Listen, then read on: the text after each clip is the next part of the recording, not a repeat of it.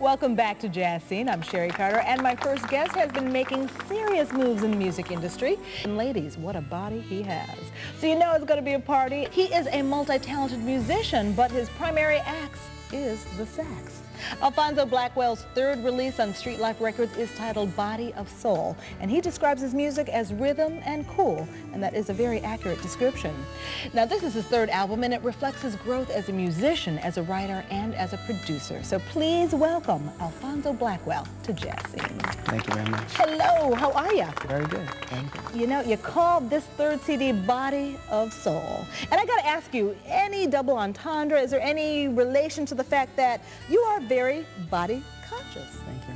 Well, the relation to it is really strictly musical, in the sense that I feel the music itself has reached so many people, and the music I listen to is very sultry. So I tried to put my soul into the music, so that's how I came with Body of Soul.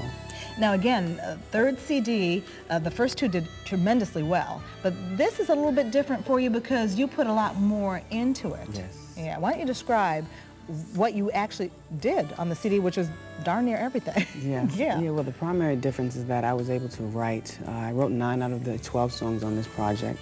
I produced it, and I performed bass, drums, acoustic guitar, and played the piano as well as the saxophone, of course. So that gave me a chance to put myself entirely into this project and have the creative control to put forth to people what I have inside as a musician. Now, was that your goal? Was that your aim, or is that something that kind of evolved? Okay, No, so you went into it saying, this is how I want to do it. That's right. And I wanted to do this for about 3-4 years ago, and it's just a matter of patience and persistence and keep pushing on, and here it is. Oh boy, what's the reaction been to the CD? Very positive, and so far the response has been that it feels good and it sounds good. And the diversity is inside the album, which is what I wanted to accomplish with it, which was one of the frightening parts with me doing everything. I wanted to make sure that I was able to still deliver diversity inside of it, because I'm working primarily with myself. Yeah. So that was a challenge. Yeah. Now, when you were making this, did you constantly ask for feedback? I know your mom, you had said, is your toughest critic, and actually you wrote a song to her in your last CD. But did you constantly kind of take breaks and let people hear it? Because when you're doing everything, isn't there a danger that maybe you're kind of have tunnel vision, you're not seeing the whole picture because you're so close to the project? Absolutely. Me doing everything, I could be working at 3-4 o'clock in the morning and it sounds great to me, and then I take it to someone and they say, no, that's not it. So what I generally do is I put together something like a scratch of the song or my idea. I'll just put it down on the piano and maybe put a little horn to it. I'll take it to family, take it to other people that I know, who I respect as musicians and producers, and give it to them to get some feedback quickly before I take it a step further. Now, you know, you are, commercially, you have had some success, a lot of success, and a lot of, you know, jazz musicians don't have that.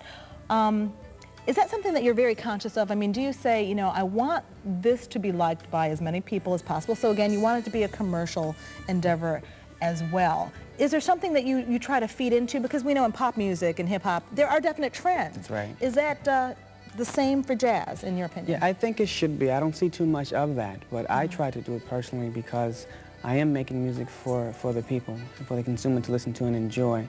And what I may necessarily enjoy myself may not be as commercial. It may not be for the mass and for the public. So what I do is to try to focus on what other people would like to listen to, as opposed to them having to go through the whole school of musicianship to understand what I'm playing. Exactly, Yeah, so exactly. I can do that on my own, and I do that at home. I can space out in the closet if I want to and do that, but I try to... Not everybody wants to hear that. Right, exactly. Okay. Exactly, so I'm very conscious of that when I come up with tunes and ideas, and that's why I take it to, I guess, what would be called the layman or the lay person, to let them, you know, give me their feedback as opposed to someone who's already out there and who is a musician themselves. You know, as a musician, you know, when you're little, and I know your background, I mean, you were into it at an early age, and you had to practice. As an adult, a professional musician, do you still call it practicing, or do you just play? I mean, is it a conscious effort where you're saying, I got to work on my skills? That's right. Oh, really? Yeah. Got to work on my skills, got to work on my skills, yes. I play all the time. With the various instruments that I play, I try to put in several hours per day. And some of that is I dedicate it to just playing what I feel, whatever. And once I'm through with that, I do sit down and say, okay, what did I get stuck on? What do I need to work on right now. What do I want to go with this? Because it's a forever going journey. I'm not looking for it's not a destination where I'm going with the saxophone. It's a continuous process. So I do work out and say, okay, let me shed on this and get better. So next year, I'll sound better than this year. Now, I can't imagine what you can possibly get stuck on. That kills me when you say that. So much. So much. You're so good. So much. You know, I mean, you're playing something and it just doesn't sound the way it should sound, or you weren't able to get the fingering right? Several things. I could just be playing at home and just the proficiency that I feel should be there is not there. The accuracy where I want to go, certain notes I may miss. It's just the music, it's a feeling thing. It's not so much in a book, well, I didn't read that correctly. That's not the case at this point. It's just a matter of it can be better. Well, you know, the CD is a very soulful one. I want to talk about the video. We're about to see the video, but can you talk about it first? Because it looked like you had a ball making it, because lovely ladies featured in this video. What was the experience like? Oh, it was very interesting, and they were very beautiful and wonderful to work with. We did have a ball on the set. And video, first of all, was very interesting and fun to me, because I'm more so from the practice and hit it and, you know, keep playing. And with a video, it's more of a camera, it's more of a taping type of thing. You're not actually playing, and it's a lot more fun than just sitting at home practicing. And this is a little bit of sax, which features me on the bass and drums as well. But in the video, we just stuck to the sax there. All right, Alfonzo Blackwell, and we've got that video. It's called, once again, A Little Bit of Sax. Thank you for being here on Jazz.